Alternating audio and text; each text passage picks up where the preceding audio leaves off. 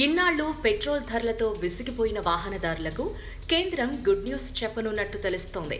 దాదాపు 2 ఏళ్లుగా స్థిరంగా ఉంటున్న పెట్రోల్ ధరలు మరోసారి తగ్గనున్నట్టు వార్తలొస్తున్నాయి. ఇందుకోసం కేంద్రం కసరత్తు చేస్తున్నట్టు తెలుస్తోంది. 4వ త్రైమాసికంలో చమురు మార్కెటింగ్ కంపెనీలు లాభాల్లోకి వస్తే దేశంలో ఇంధన ధరలు తగ్గే అవకాశం ఉందని కేంద్ర పెట్రోలియం శాఖ మంత్రి హర్దీప్ సింగ్ పూరి సూచనప్రాయంగా తెలిపారు. UN global compact network India 18వ జాతీయ సమావేశాల సందర్భంగా కేంద్ర మంత్రి హర్దీప్ సింగ్ పూరి ఈ కామెంట్స్ చేశారు.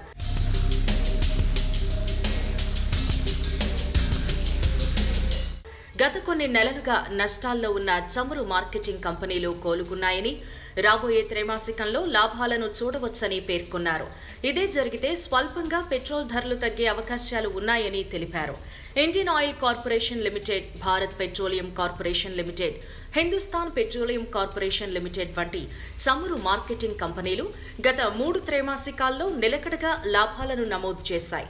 2024 ఆర్థిక సంవత్సరం 3వ త్రైమాసికంలోనే ఈ కంపెనీలు ఏకంగా 11,773.83 కోట్ల లాభాన్ని నమోదు చేశాయి.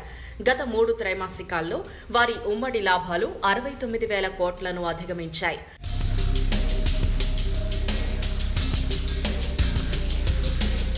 అంతర్జాతీయ మార్కెట్ ముగిసే సమయానికి ముడి చమురు ధర 2.5% పైగా క్షీణించింది. గల్ఫ్ దేశాల బ్రెంట్ క్రూడ్ 2.45% క్షీణించింది. అంటే బ్యారెల్కు $2 కంటే ఎక్కువ తగ్గి బ్యారెల్కు 81.62 వద్ద ఉంది. బ్రెంట్ ముడి చమురు గత 12 ట్రేడింగ్ రోజులలో బ్యారెల్కు $80 కంటే తక్కువగా ట్రేడ్ అవుతోంది. మరోవైపు అమెరికా ముడి చమురు ధర కూడా తగ్గుముఖం పట్టింది. అమెరికన్ ఇన్వెంటరీల పెరుగుదల కారణంగా ధర 2.70% క్షీణించింది.